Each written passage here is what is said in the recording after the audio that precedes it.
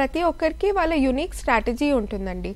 ఒకరికి 90 questions attempt చేస్తే వాళ్ళు కట్ ఆఫ్ క్లియర్ చేస్తారు. కొంతమంది 60 క్వశ్చన్స్ అటెంప్ట్ చేస్తేనే వాళ్ళు కట్ ఆఫ్ క్లియర్ చేస్తారు. సో మనము ఎన్ని క్వశ్చన్స్ అటెంప్ట్ చేస్తే మనకి కట్ ఆఫ్ క్లియర్ అవుతుంది అని చూసుకోవడానికి మనం మాక్ టెస్ట్ చేయాలండి. We should not look at mock test just from the knowledge aspect but also from the strategy aspect.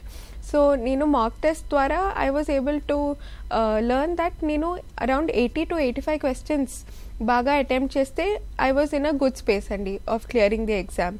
అంతేకాకుండా how to attempt questions that we do not no.